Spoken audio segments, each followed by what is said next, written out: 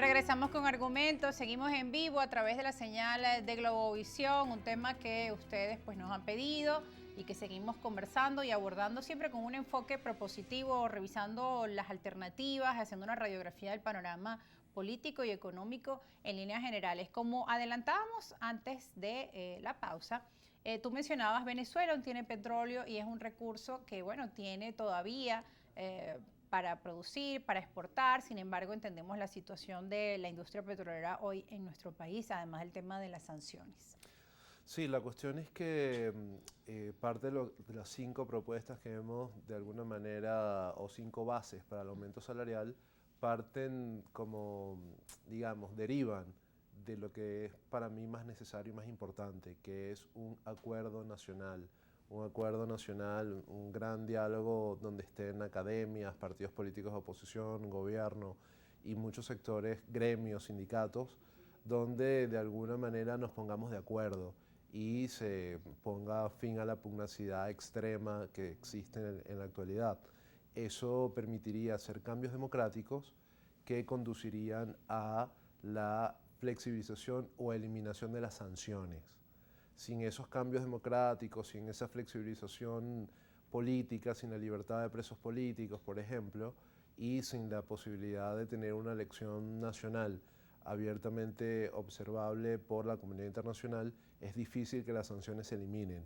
Y con las sanciones es prácticamente muy cuesta arriba poder recuperar económicamente el país. Bueno, ahora el presidente Gustavo Petro le hacía una propuesta a Biden, ¿no? Una propuesta, decía él, de 2 rieles, en la que, por un lado, Venezuela debía caminar hacia el tema de las elecciones transparentes, libres y justas, y además regresar al sistema interamericano de derechos humanos, y en otro riel, en la medida que Venezuela avanzara por esta vía, pues Estados Unidos debía avanzar por la vía del alivio de sanciones, de forma progresiva ambas, porque también entendemos que eliminar las sanciones no es algo que pueda ocurrir de la noche a la mañana, ¿no? No es que Correcto. hoy dicen eliminamos sanciones Correcto. y hay un camino, hay un trabajo que hacer, además es de forma progresiva, y también revisar el estado de nuestra industria petrolera, recuperar la inversión, entre otras, ¿no? Claro, fíjate algo. Uno de los problemas más graves que ha tenido Venezuela con las sanciones es la dificultad para vender petróleo. El petróleo exportado no se puede, digamos, vender de manera normal y ha pasado que se ha buscado brokers, intermediarios, se ha comprado o vendido petróleo por criptomonedas, pagado en efectivo, y eso, como lo dijimos en tu programa hace mucho tiempo, Sí. iba a generar grandes espacios para la corrupción. Y efectivamente, según el informe de Reuters, prácticamente 21.000 millones de casi 25.000 han sido malversados o están en cuentas por cobrar, que no se han efectuado realmente en los últimos 3 años. Entonces todo eso ha sido de alguna manera dinamizado por el efecto negativo de las sanciones que nosotros queremos eliminar. Ahora, si nosotros eliminamos o flexibilizamos o disminuimos el poder de las sanciones, junto con una vía democrática para la sociedad, Venezuela puede recuperarse rápidamente. Pero tiene que haber un cambio muy drástico en cuanto a la política económica, en cuanto a la política monetaria y la política salarial. Venezuela, como lo hemos repetido varias veces, es la primera reserva de petróleo en el mundo. Y muchos amigos míos europeos me dicen, ¿cómo tienen esas dificultades si ustedes tienen montones de petróleo y gas que pudieran vender a futuro por títulos? No necesariamente Y esa es sacarlo la pregunta de inmediatamente. las 1000 lochas. Bueno, hay Claro, respuestas también varias para claro, esa es que interrogante. ellos dicen, no necesariamente tienes que sacarlo ahorita, tú puedes venderlo a futuro y hacer acuerdos para irlo vendiendo poco a poco con contratos de venta. Habría que hacer reformas a la ley de hidrocarburos, no hay problema, pero no hay razón para que Venezuela sea un país tan empobrecido como lo está. Bueno, con ese tema de las sanciones hay expectativas por esa reunión del 25 de abril. Y con el tema del gas pues, y los recursos también de Venezuela en esta materia, Colombia pues también iba a empezar a realizar importación de gas venezolano. Eso también se paralizó porque al parecer, según leí pues en distintos artículos, una de las empresas está involucrada en estos casos de corrupción.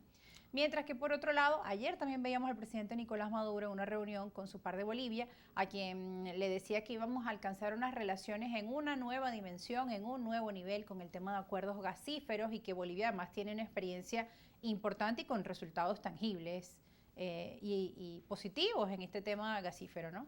Claro, Venezuela tiene muchísimas oportunidades de exportar gas natural o gas licuado natural. La cuestión es que falla institucionalmente muchas cosas. Falla PDVSA, falla PDVSA Gas y fallan las capacidades para nosotros abrirnos a la inversión extranjera. El esquema de las empresas mixtas de inversión es un esquema que no permite la inversión extranjera, porque obliga a PDVSA a invertir un equivalente de exactamente lo mismo que invierte la empresa extranjera y que PDVSA tenga la mayoría accionaria directa de la empresa mixta.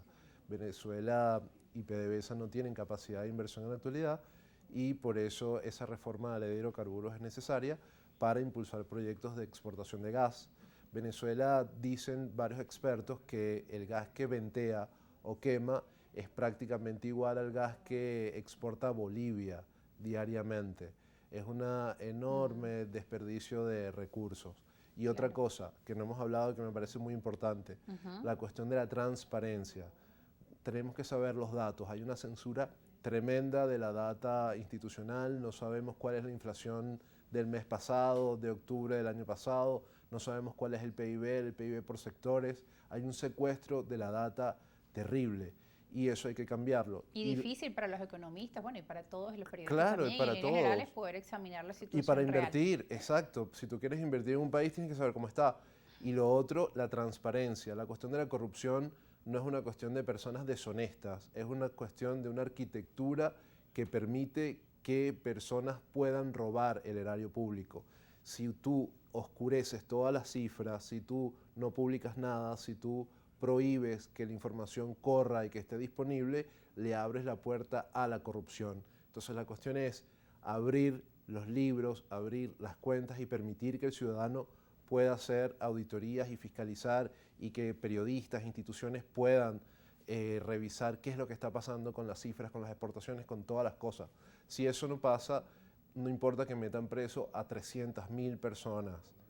El problema es la arquitectura financiera que es proclive a convertir a la gente en corrupta. Recuerdo años atrás, cuando era reportera, que el Banco Central de Venezuela invitaba siempre a sus ruedas de prensa donde ofrecía los datos, además enviaban el material, te lo daban impreso en digital con todas las cifras.